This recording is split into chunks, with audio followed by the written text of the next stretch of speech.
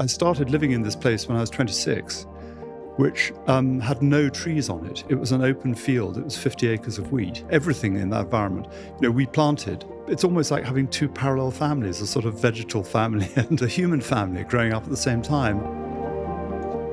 There's quite a lot going on, and sometimes it seems like too much. And then suddenly, I'll spend 2 hours in the garden and everything sort of falls calmly into place again. And these things which seem insuperable difficulties 3 hours before suddenly are pushed back into perspective. There's quite a lot of sort of nostalgia in that, and maybe sort of self-reflexiveness that you're walking through this thing that you created. And then you have this uncanny feeling that it is having almost more of an influence on you than you ever had on it.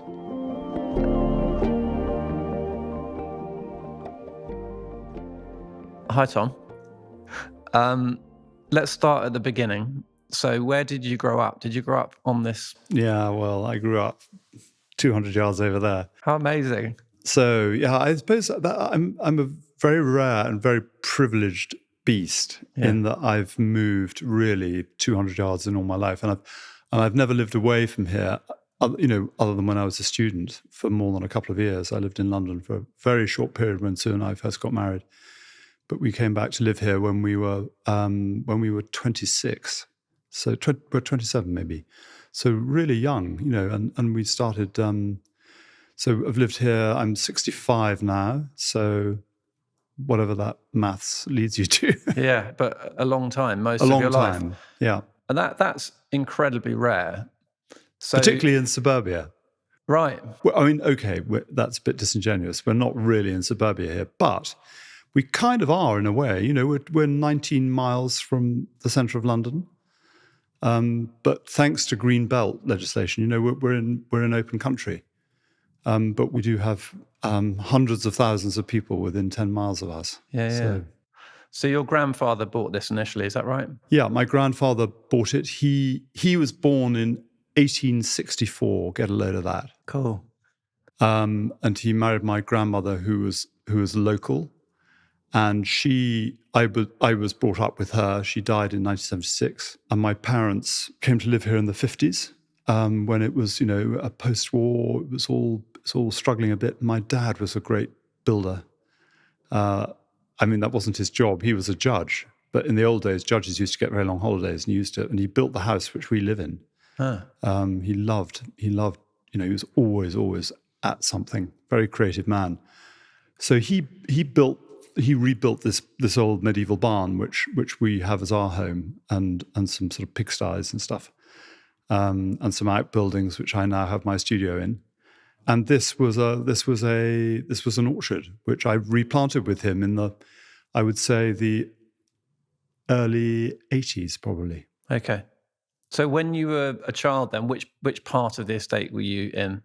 I was in. There's a big white house over there, which is a Queen Anne house, which was then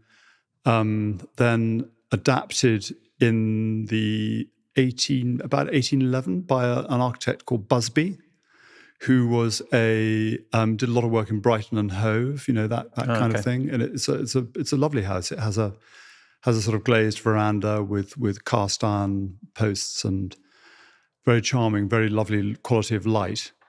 And it has a lawn and a ha-ha and a little kind of park. And yeah, it was a pretty heavenly place to grow up. I was one of 6 children. My parents were very busy. We were left to get on with ourselves. A bell rang at meal times, and we sort of came from distant corners of the place and sort of assembled. And there was a market garden, which was a hangover from the war. Dig for victory, and we had to work in the garden every day for an hour, I think.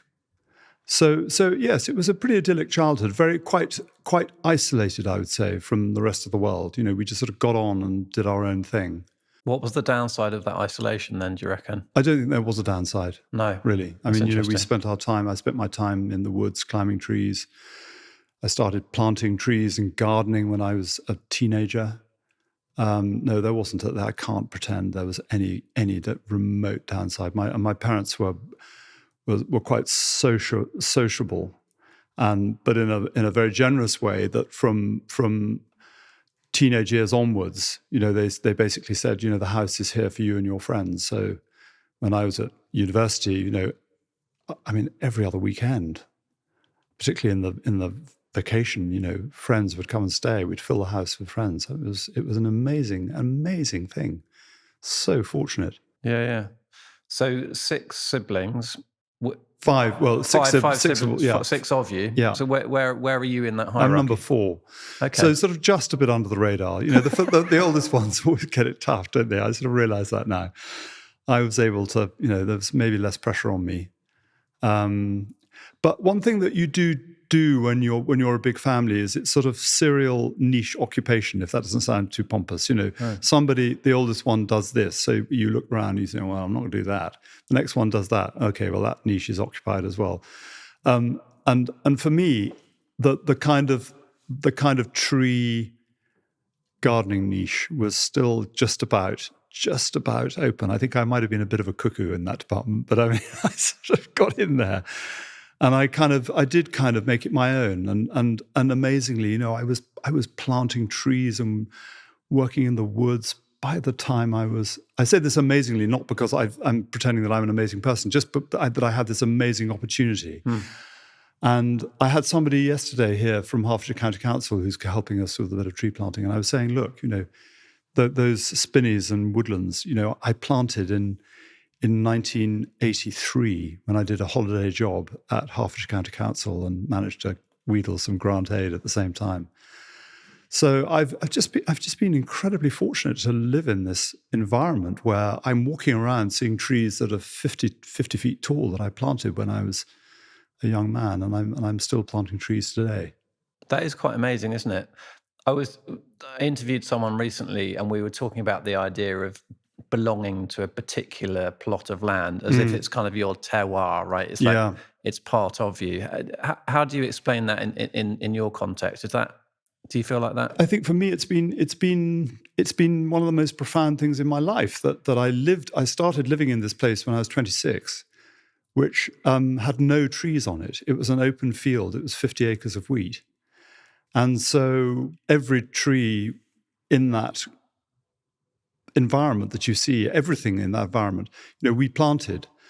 And so at the same time as we started a family, we started creating this environment. So my children, who are now in their 30s, have grown up, fortunately slightly slower than the trees. But that's been an amazing thing to have these two.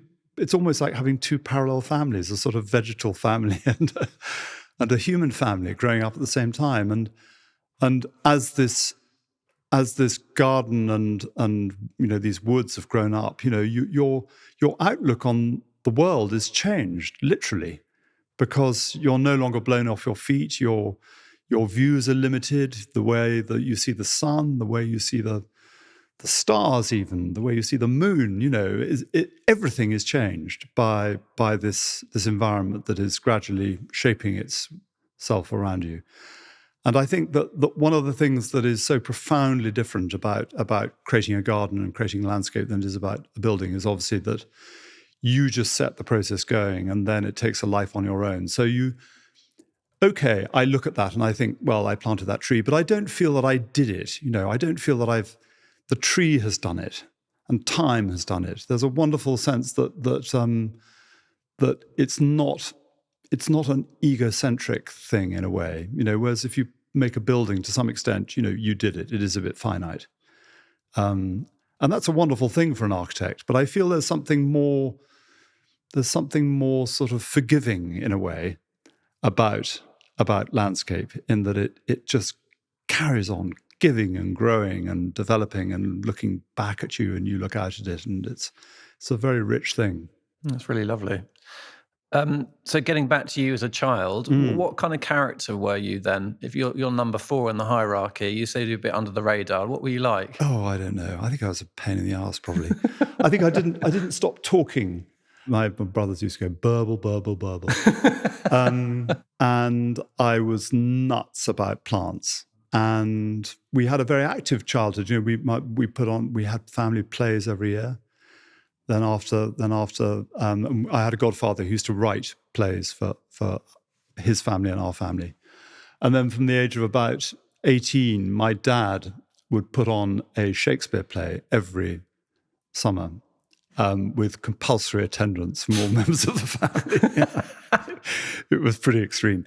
He would learn his lines every year. So he did, Malvolio, I don't know how many times, and Lear, the whole lot. He would learn everything, and we would not learn our lines, and we would be rebellious and stubborn and difficult. But it was a sort of, one of these rituals, which was about binding. Every summer we would finish off the summer by having the family Shakespeare play, not really in front of an audience other than the families of those who came and or people, neighbours who had a very good sense of humour. Yeah. But they were amazing fun, and some of them were pretty good. And he would make the costumes and the scenery, and it was memorable stuff. A bit farcical at times. And how did you get on at school? Well, I enjoyed my first school, and it was such an amazing place that I think my second school was a bit of a disappointment. I went to a conventional public school, and I found it a little too containing, and not a liberal enough environment. So I didn't really flourish there so much. But I got through it, and like a lot of kids, the great sort of period of epiphany for me was when I left school, aged 18. I'd never, because we were a big family, we didn't go on sort of luscious foreign holidays very much. We used to pile into some old car and drive up to Liverpool and go to Northern Ireland, which was fantastic. But I went to Italy for the first time when I was 18, and I think it really did change my life. I just was. It was they call it the Stendhal syndrome. When Victorian ladies faint in front of Raphael portraits. Yeah. It was almost like that. I came out of the station in Venice and saw a church opposite, which is San Simone Piccolo. It's not a Palladio church, but I thought it was, and I had a sort of false Stendhalian moment of virtually fainting in front of this view. And I think that going to Venice and going to Italy aged 18 was the moment when I thought, I was going up to university to do natural science, zoology. And in my first week, I saw what true scientists look like, and I take my hat off to true scientists, but I'm not systematic in that kind of way. I was a dilettante kind of scientist, and I realized that pretty quick. And so I had a sort of recalibration. Had to sort of think about what I was going to do. And fortunately, again, another fortunate thing, my parents were prepared to support me through doing landscape architecture as a postgraduate. Yeah, so before you did that, you were was it Cambridge? I was at Cambridge. You were at Cambridge, yeah. and that's where you met Sue, your wife, right? Yes. So we didn't go out there then, but we became friends very early on. Okay. How did that change then? Well, because I decided to change from being a scientist to being a designer.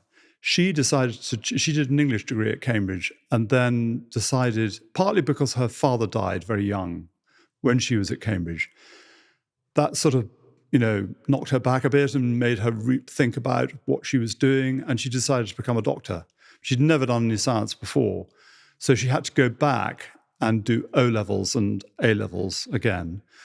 And at that point, her mother was living in the country. I was working my first job out beyond Oxford, and we started seeing a lot of each other then, and so we by that time we'd known each other for sort of 7 or 8 years, and so that was wonderful, and so we're very fortunate that we share because we have a lot of university friends in common. We share an enormous number of friends. In fact, pretty much all our friends are friends in common. Wow. Other than people who've come later through medicine, being a doctor, or me through design. So that's a rather wonderful thing. And we have now, for a long time we had different professional lives, very, very different, and we didn't really bring them home. I didn't really bring my gardening friends home. Maybe I didn't have any gardening friends, but and she didn't really bring her doctoring friends home either.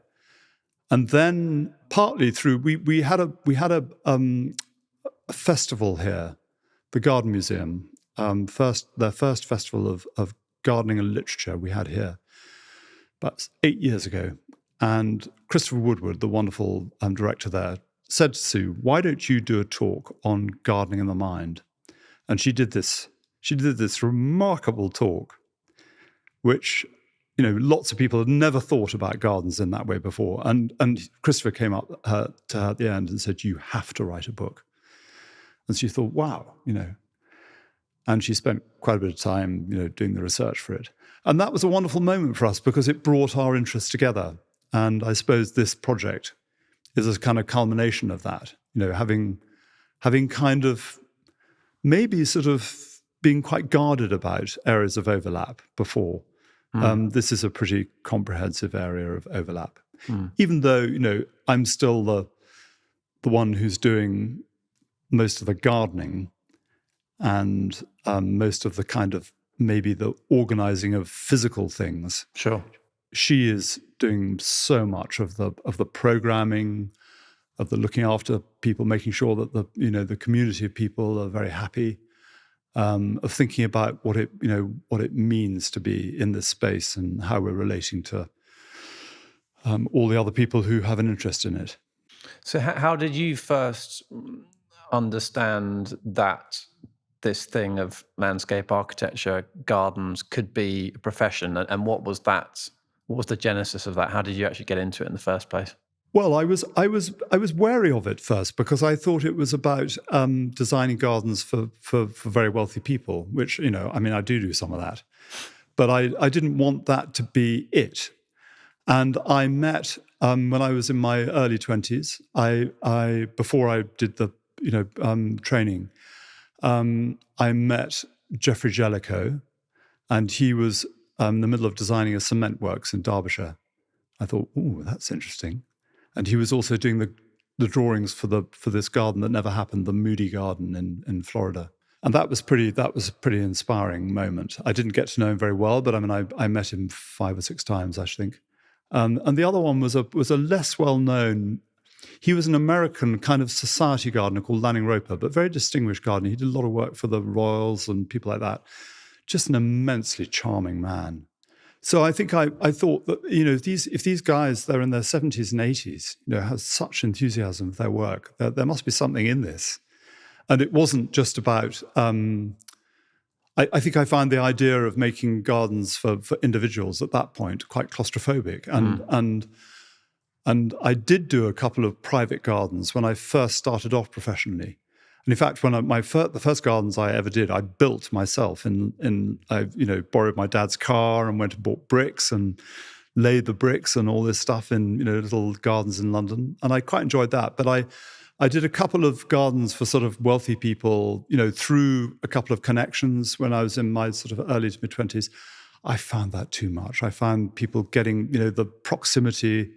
I didn't have a thick enough skin to manage that. But it was a good lesson because I realized that if you're taking on the responsibility of making a garden for an individual, it is quite a close thing. And you have to be quite resilient in that space. And you also have to be confident. You really have to know what you're doing, up to a point, because to have the confidence of persuading somebody that that what you're proposing is right.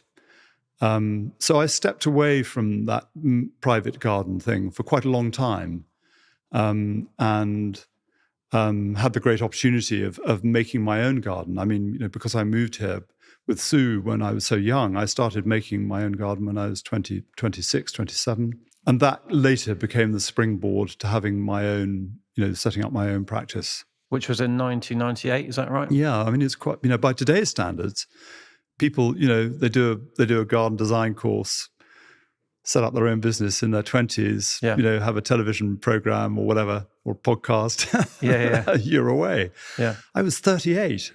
Yeah. And I mean, my moment did come through the garden here, that I'd started making the garden. I had a piece about the garden in House and Garden. And then through this wonderful person called Tanya Compton, who's still, became a good friend, she introduced me to Chanel, who were looking for somebody sort of suitably pliable to work with Karl Lagerfeld on a garden at the Chelsea Flower Show, and I amazingly got that gig, and that was a springboard really to be able to set up my own design practice and start a career which was very much built on appearances at the Chelsea Flower Show, which I did a lot of in the noughties, from about 1998 through to 2010. I was there sort of pretty much every year or every other year. And then I just had a big break from that and concentrated more on making these public gardens and larger private gardens. But certainly, that little period of, well, quite a long period of making show gardens was a great experience and a great sort of testing ground of ideas. Yeah, I want to ask you about Chelsea because, you've had phenomenal success there as well, of course. Is it 9 goals you've had at Chelsea? Something like that, yeah. It's amazing, really. So how do you assess the Chelsea Flower Show as, what's its sort of overall value? Do you see what I mean? What's the impact of it? Well, it still has a lot of exposure. It gets so much television time. I'm not sure that its international appeal in the design canvas is not quite what it could be. I don't know quite what that is. I feel that's partly because of the space that gardening occupies in Britain. That it is we have a very individual take on gardens. It's quite quirky. It's sometimes quite kitsch. If you went to a garden show in Belgium or France, it would be or Germany, it would be very, very different. It would be much more design literate, I'd have to say. Okay. So we're very plant orientated, which I think is a wonderful thing. We do know more about plants than just about any other nation on Earth. When it comes to temperate plants, and that's a wonderful thing. People do turn to the British for our knowledge about plants. But sometimes we get lost in the plants and don't look enough at the actual design of what we're doing. That's interesting, that, isn't it? Because it's very tempting, I think, as an amateur to go into a garden centre and pluck a few things that look nice and then stick them in your garden. Yeah. And that's presumably not what you would advocate. Well, I used to give my mother plants, and she'd say, "Oh, darling, I'm going to put it in front of the front door." And I think, "Oh no, don't do that." The area in front of the front door became a kind of serial graveyard of gifts, Yes, and I think plant-centeredness is a wonderful thing. It's so good, and actually, as I design more, I do put less hard stuff into gardens than I used to. I think I used to overbuild things. Too much concrete, too much hard, and increasingly realize that people respond to being surrounded by plants in a way that they don't respond to being surrounded by concrete. And I think increasingly it's wonderful to see that so many architects I work with, really great architects, say, please cover my building in greenery. Yeah. I do a lot of work with Jamie Fobert, Field and Fowles, Hal Tompkins, really wonderful architects at the forefront of what they're doing. Studio Mumbai. And I enjoy working with them because they absolutely want this close interfusing of built form, external space, and the planted sort of rich environment. And I don't think that there were many architects in that space 25 years ago. It was the kind of noli me tangere, kind of Richard Meyer kind of thing. The architecture as a swallow dive, with all the greenery pushed well behind, which I think is just completely outmoded. I think there are some great architects who still occupy that space. But I think the younger generation in their practices are sort of realizing that is, it is not where we should be, this pearl on the cushion notion of architecture, which I entirely reject. Yeah. I went to the Chelsea Flower Show this year, and it really struck me actually that every garden had some sort of pavilion involved with it. There was a Studio Weave one, for example. And that fusion, as you talk about, between the architecture and the landscape, I thought was actually the most interesting thing about it. Could you just give us a sense of what the logistics are like of putting together a show garden and it having to be absolutely perfect for one particular week, and kind of what goes wrong with that? Because it seems logistically very difficult. It is logistically quite difficult. I mean, you have to have quite a bit of contingency planning. You have to have a really, really good team. I mean, I'm doing it again. I'm being wheeled out again next year. I'm doing one for Tate, because we're making this very exciting garden around Tate, Britain, completely transforming that interface between Millbank and the building.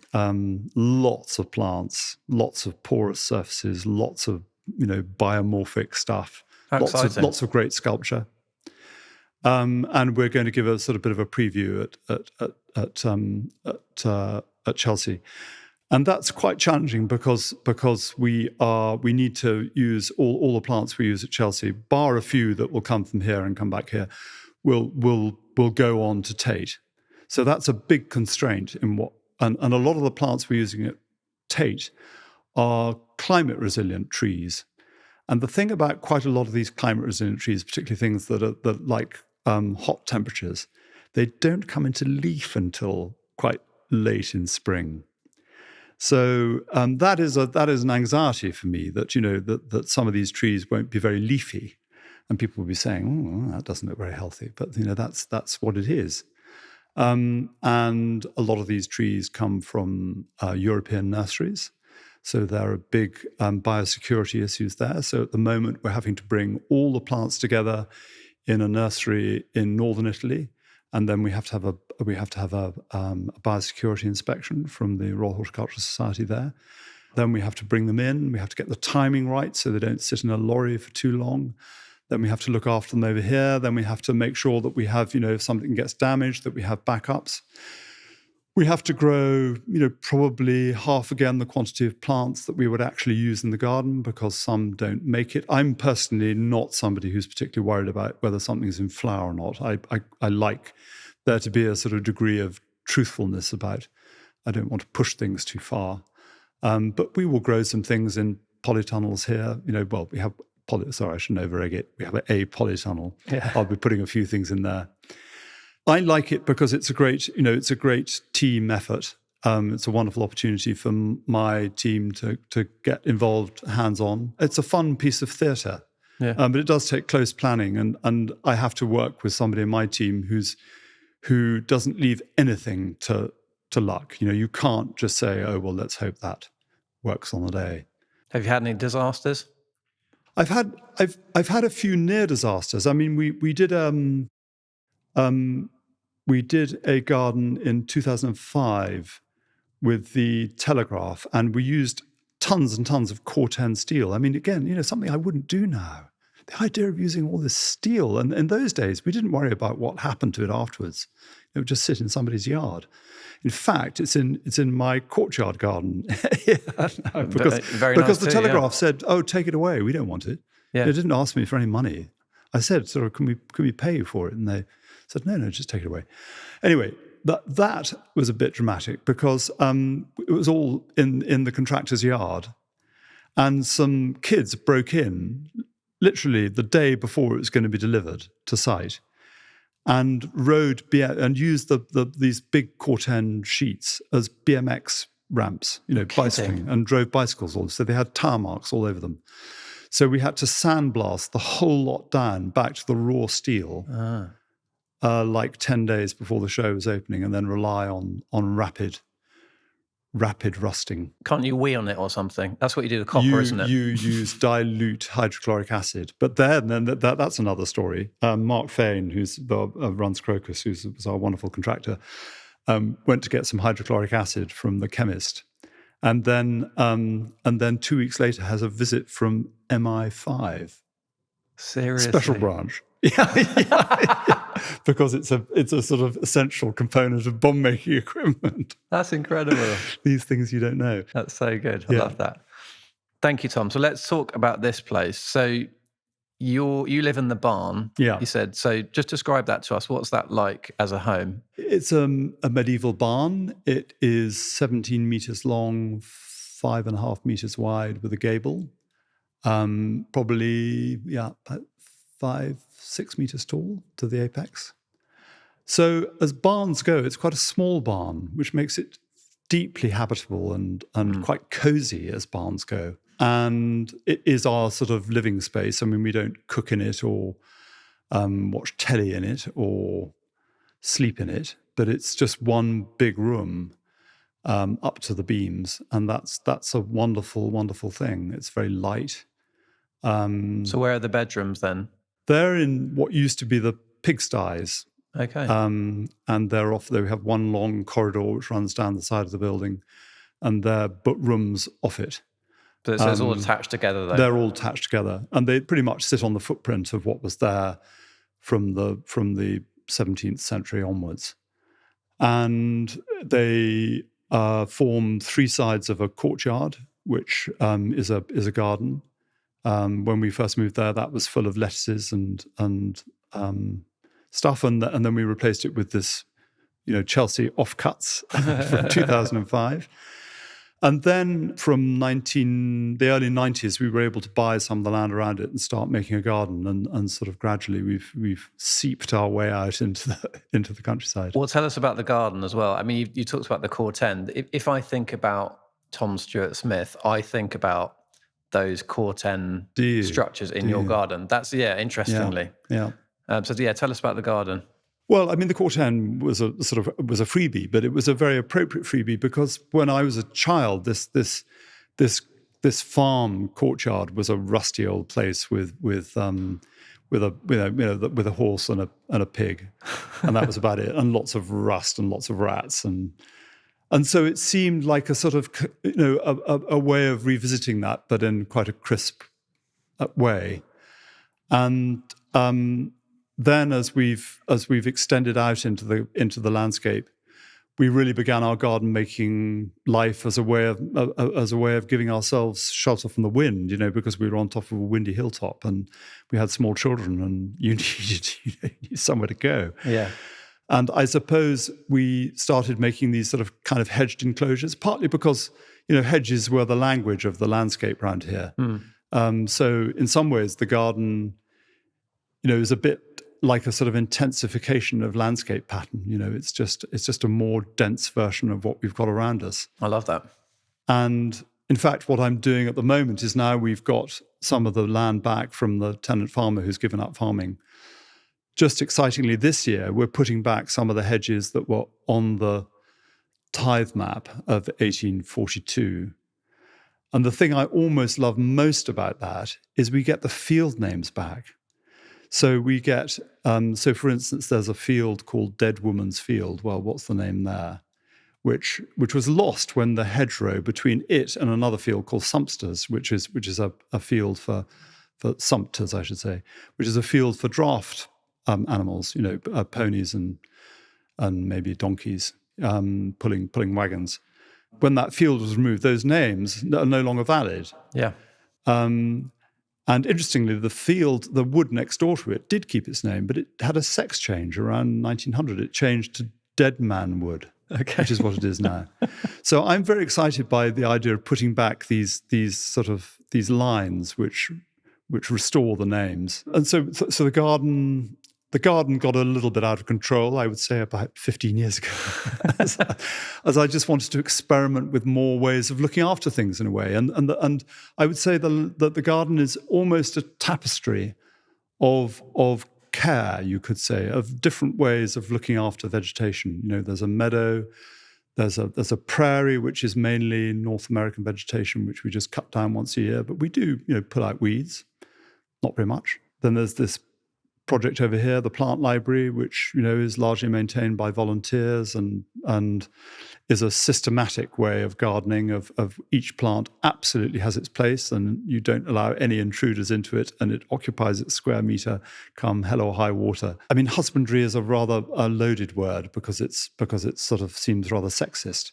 But this thing of looking after land in different ways and seeing what happens to biodiversity, seeing what happens to plants, how much do they change over time, and what impact that has aesthetically as well, what it does to your lived environment. Yeah. So interesting.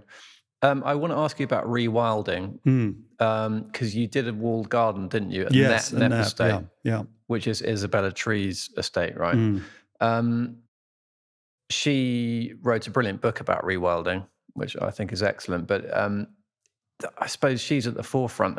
It feels like a bit of a movement towards rewilding the land. So, what's your view on that? I think the rewilding garden movement is a wonderful, wonderful thing. It's a rebalancing of the way we've gardened for a long time, using much too much herbicide, much too much mowing, too much of suppressing nature rather than letting it out. But for instance, this plant library is very much not a rewilded garden, but it is very biodiverse and very rich in insect life. Interestingly, we did a biodiversity survey of this just 2 years after planting this, and into pretty much sterile conditions. We cleared the ground to start with, and then planted this huge matrix of plants. And we found it was hugely much more biodiverse than the condition it started from, which was this paddock, which actually hadn't been sprayed for probably 50 years, or if ever. Now, you could say that's because this is like a sort of tourist spot. This is the kind of Las Vegas Strip, and all the insects are coming in here to sort of feed on our wonderful pollinating and nectar-rich plants, but they're actually going back into the paddock or into the woods to live. Well, fine. But I mean, they're still here, having a wild time, and getting fat on the proceeds. So we're providing a great service to them. A lot of it, I feel, is about this thing that you want to create complex environments and mosaic-like environments. Yeah. And I think that's what we're doing here. Yeah. And we will rewild part of our land here, but I don't want to rewild the whole thing. I want to have some bits which are very much gardened, some bits which are quite controlled, like this, where we protect a little square meter plot for a particular plant over a long period of time, and some areas which are sort of halfway in between. I mean, beauty, I think, is an existential need. Absolutely, we are. If you look at these extraordinary studies on refugees in refugee camps, many refugees will want to grow flowers before they grow food, because it is both a reminder that life can be better, but it's also our need for beauty. And I think that we grossly underestimate the need for people to be in touch with beauty, and how that has a very fundamental impact on our outlook on life. I think it does make us more generous towards other people. If we're in an environment where there is beauty, we're kinder, we communicate better. It just has this overall softening but also heightening effect on our perceptions. Yeah. So speaking of beauty, we're sitting in a very beautiful building, I think, called the Apple House, which was designed by your son, Ben Stuart-Smith. What was the genesis of this building? Why is it here? We wanted a hub is a fashionable word, isn't it? We wanted a place where we could invite local schools, groups that might be in some kind of recovery, whether it's from. Well, we have a whole variety of groups. We have young offenders groups. We have people recovering from cancer. We have other kind of therapeutic groups. We wanted a space which felt welcoming, natural, that was very outward looking into the garden, where we could have events that would raise money to pay for some of the stuff we're doing, where we could have, let's say we've just had a 2-day symposium on water in the landscape. A very, very multi-purpose kind of building where maybe 10 people would feel comfortable, but also we could have an event for 100 people. And so it's very simply done. It has a kitchen for cooking. It has a big kind of, you could say, classroom space, but it's just like a sort of, multi-purpose space. It has a little mezzanine office for the people who are running the building, a bunch of storage, a disabled loo, a shower. That's it really. It's a very simple thing. But it does well for us. It's extremely robust. It's not a prissy building that has to be kept, sort of dusted down the whole time. Okay, it's got lots of windows, which, sticky fingers. But beyond that, the floor is tough, the walls are tough. It can take a little bit of sort of light abuse, which is great. Yes, exactly. So you kindly showed me around it earlier, and we'll make that tour available to subscribers on Patreon so they can have a look if they want to. But for those that are just listening, just talk us through the materials here, because I think that's what's kind of interesting about this place. So talk us through what the wall's made of and the floor. Well, should we go from the bottom upwards? I mean, it has this beautiful floor, which is made of unfired clay blocks. So they are made by H.G. Matthews, who are, well-known, kind of quite pioneering brick firm in Bovingdon, which is fortunately, 5 miles away from here. And they dig the clay out of there. We did want to use clay from here, but the clay wasn't good enough. It had lots of flints in it and stuff. So it's made into these blocks, which are, what are they? About 14 inches, 35, 40 centimeters by 125 centimeters, something like that. Yeah, so they're big. They're big. Yeah. And we found that they, at their full depth, which is 4 inches, they were too insulating. So we chopped them in half, which actually was quite economic. And then we laid them and jointed them with a clay mortar, which all sounds rather counterintuitive, doesn't it? So the blocks themselves are just clay and straw, dried. And then they are sealed with about 8 or 10 coats of linseed oil, which you have to let dry between them. So that's quite a long process, but it polymerizes and forms this incredible seal, which is very, very robust. And the walls are hempcrete, so they are shuttered up with softwood between the timber. What would you call these vertical timber? They're glulam elements, which are about 4 inches wide, which are structural, and they're continuous with the roof beams. And in between them, you've got these deep recesses, which are about a foot deep, maybe more than that, which are a solid hempcrete, which, as I said, was shuttered up on the inside and then tamped down. So it's a building with deep walls, which gives it a real sense of sort of weightiness of the landscape, which I love. I can't bear thin walls, and of course means it stays warm in winter and cool in summer.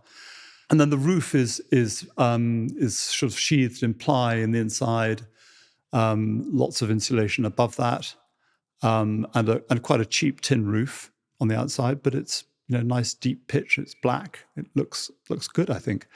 And with a very deep overhang with these lovely timber rafters. The water drains straight out onto the paving, and then into a either gravel surround or a hidden like slot drain. So there are no gutters on the building, which I think is good. Then the outside of the building is clad in split oak shingles. Some of them as long as about 1.5 meters. And they were trees growing within 500 yards of this building, which we felled and then split. They're split like a cake. So in these very narrow wedge-like sections, and they give the building a sort of animation, particularly in sort of raking late light. It gives the building a wonderful sort of kind of crafted is a rather overused word, isn't it? But a sort of, it's made of a living thing. The outside, that I think the cladding on the outside is a thing of real beauty. I agree. How does the building change the garden? Because I'm really interested in this relationship between the two. How does having this building here elevate what's outside? Well, it gives a kind of heart to it, doesn't it? Everything seems to sort of emanate out from the building. On one side of it we have the nursery. On the other side we have the main plant library. It's also a kind of counter to the old house. sitting 200 yards away with the stable block, and which they seem to act almost as bookends to this space. It gives us some protection from although there's a big hedge between us and the open fields to the east. There's also the motorway over there, half a mile in the distance. So it gives us some sort of sound protection from that. I mean, it's a bit big and a bit rough for a jewel, isn't it? But it is like this. The jewel and the garden provides the setting of it in the way that you create a setting of a ring. That the garden becomes this sort of beautiful, ordered incrustation around this as the center of the space. I really like that. Your wife, Sue, has written this brilliant book, which you've alluded to, The Well-Gardened Mind. But from your perspective, can you just tell me about how you see the link between physically getting your hands in the soil and feeling better about yourself and the world? Yeah.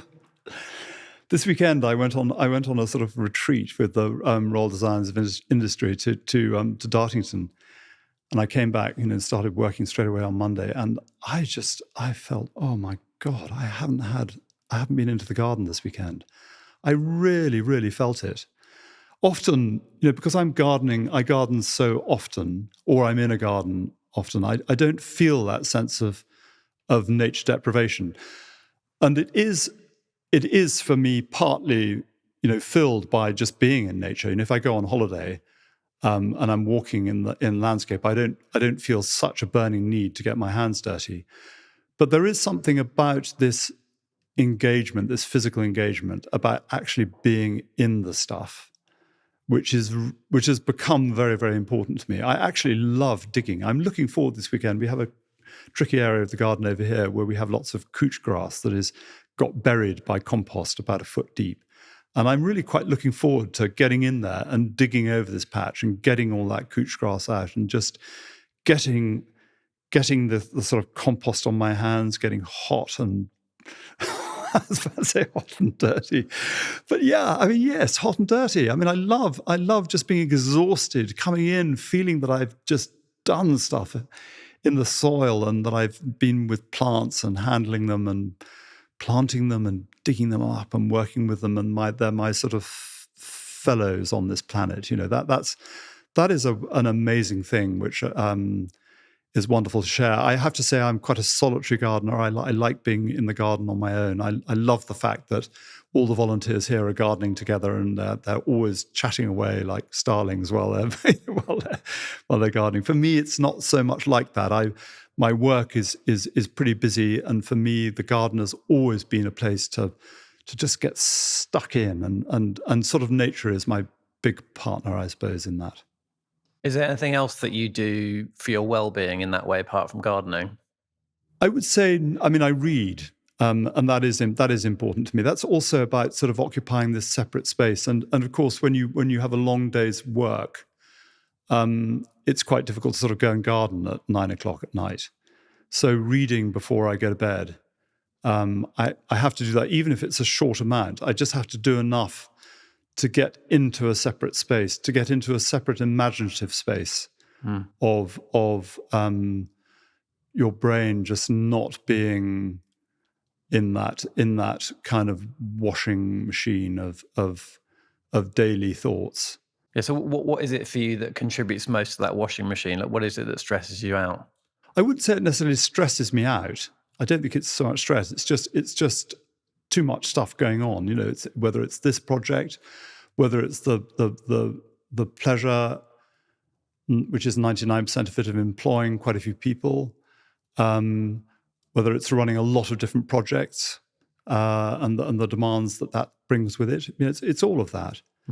But inevitably, there's quite a lot going on, and sometimes it seems little moments. If you don't create enough space in your life, it seems like too much. And then suddenly, I'll spend 2 hours in the garden and everything sort of falls calmly into place again. And these things which seem insuperable difficulties 3 hours before suddenly are pushed back into perspective. You brought your kids up here, right?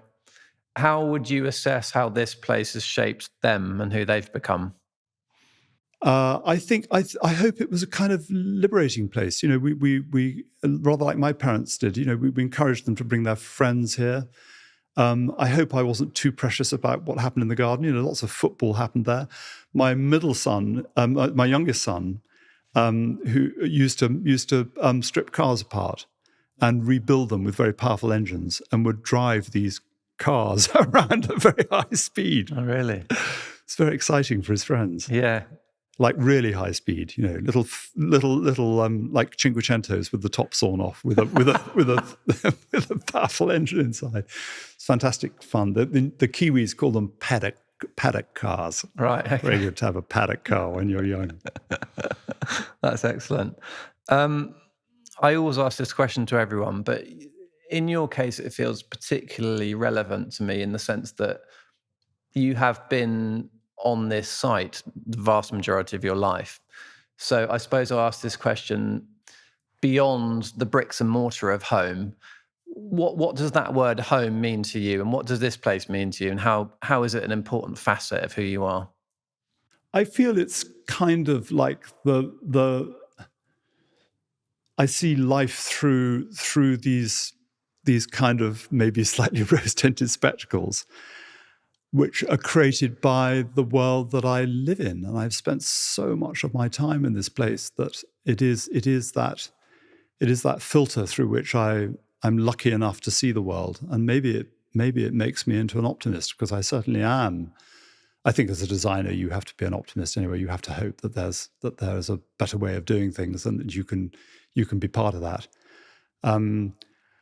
So I think it's just given me amazing opportunities, which I feel very, very fortunate to have, and maybe slightly late in life. You know, I've wanted to kind of share some of those opportunities with other people, maybe, you know, give people some of that sort of optimism.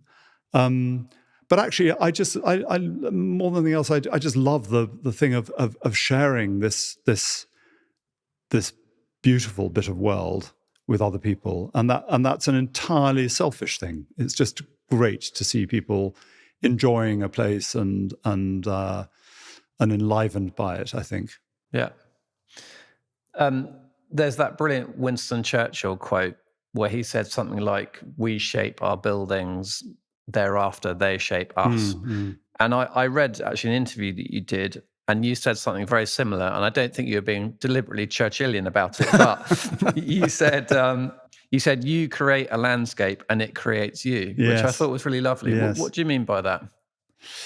Well, there is this feedback process which you don't really envisage when you start making it. But if you make it and then live in it, you start off by sort of propelling it into existence.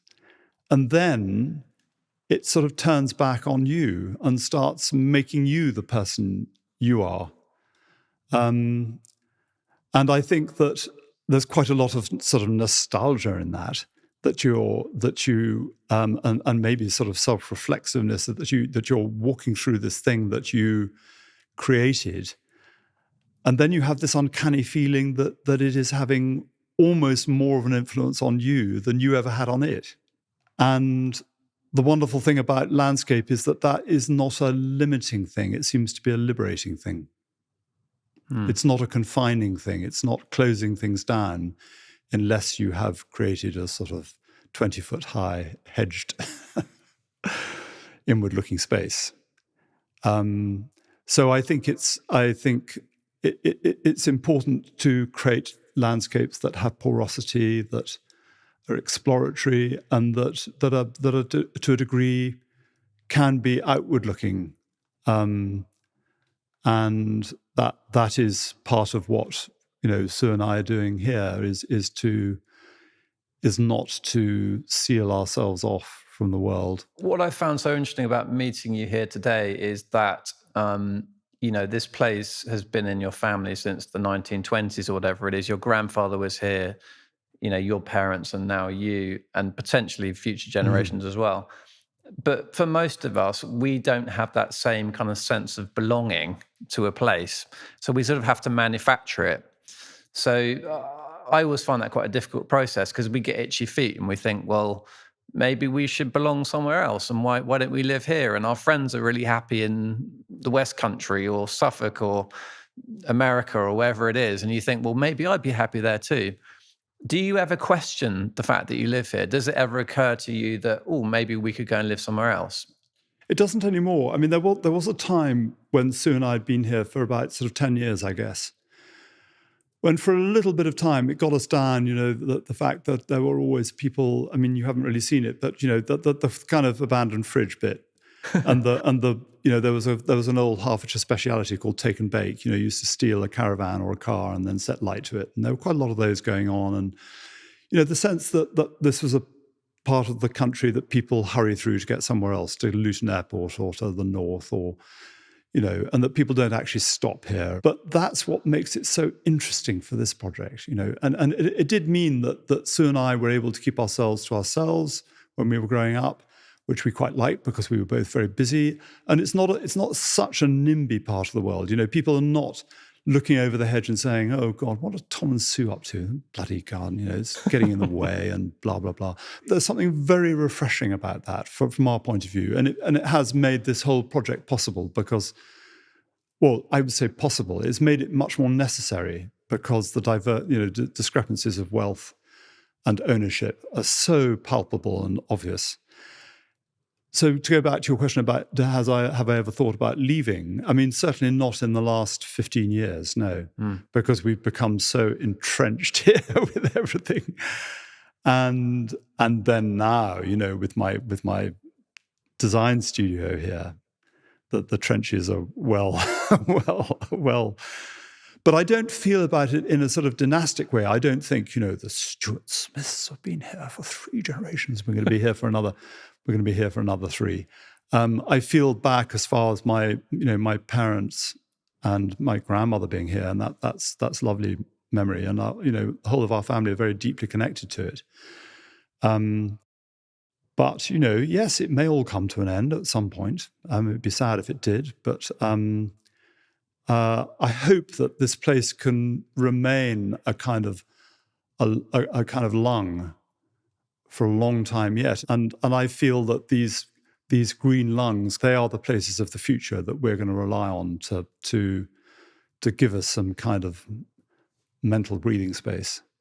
So interesting. Thank you so much, Tom. I really enjoyed that. Thank you. Well, it's lovely to meet you. Yeah, you too.